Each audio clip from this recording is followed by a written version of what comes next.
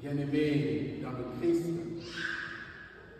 en méditant sur les textes proposés par notre Sainte Mère Église à notre nourriture spirituelle aujourd'hui, je me posais à moi-même la question suivante.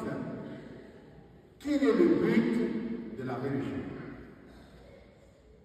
Quel est le but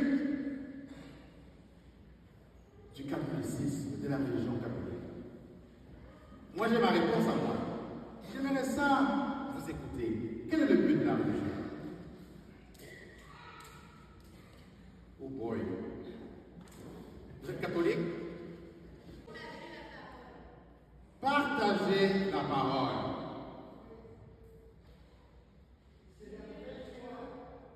Célébrer Dieu. S'unir à Dieu.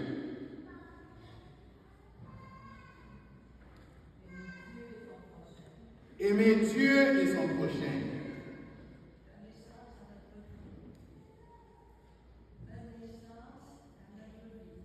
Donner sens à notre vie.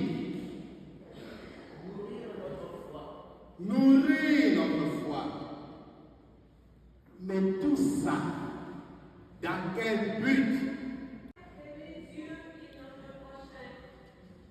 Aimer Dieu et mon prochain.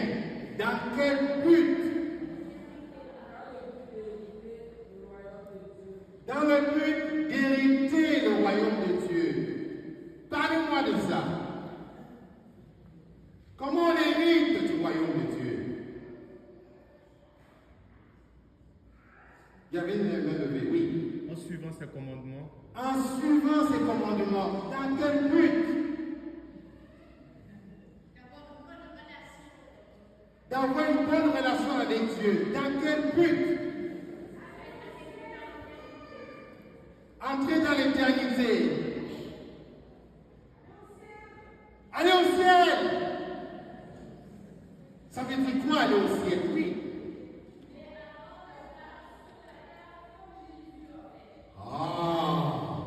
Là, vous lui donnez un moyen. Fait comme Jésus a fait sur la terre. Et Jésus a fait comment? Par l'Esprit Saint. Oui. Oui.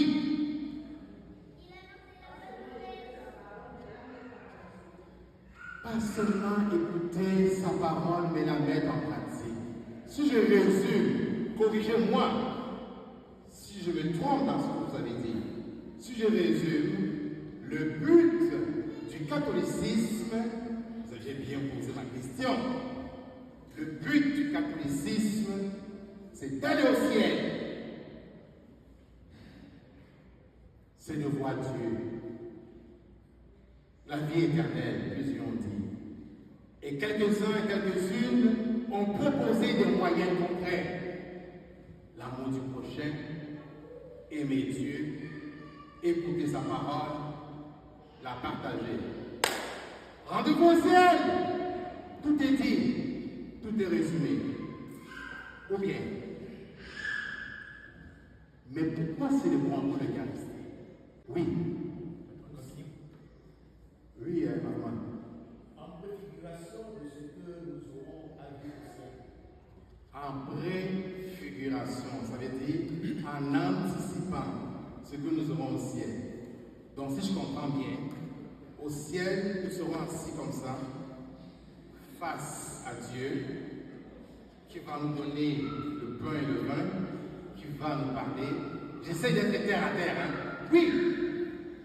L'Eucharistie nous fait déjà anticiper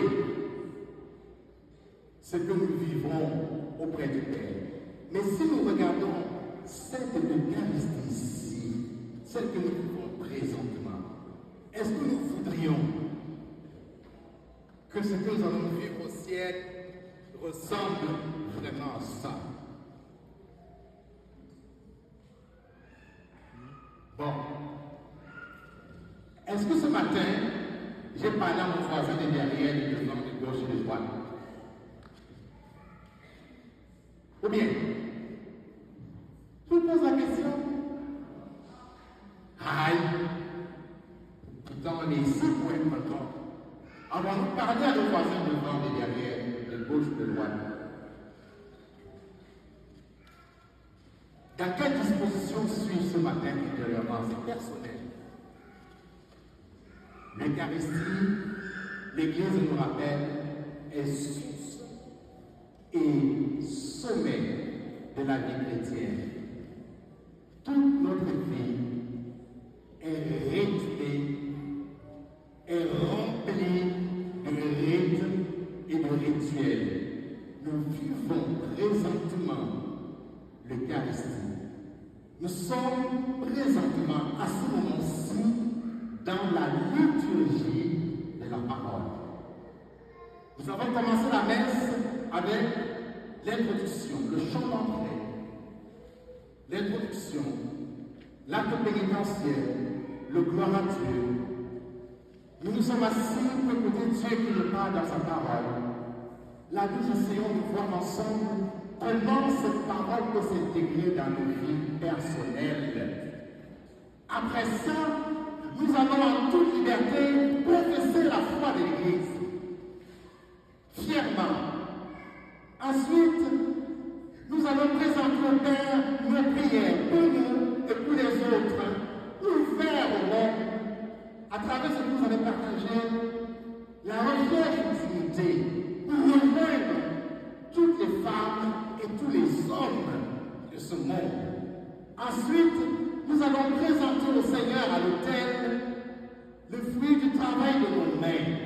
Tout ça, c'est des rites, des rituels qui visent quoi? Transformer nos vies pour que nous puissions nous rapprocher de Dieu.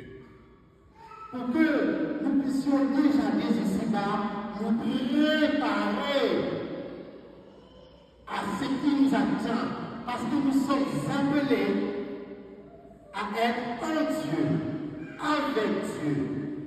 C'est le sens de la vie éternelle.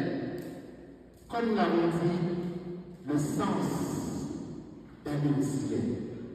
Cependant, est-ce que les actions que nous posons chaque jour nous disposent véritablement pour aimer Dieu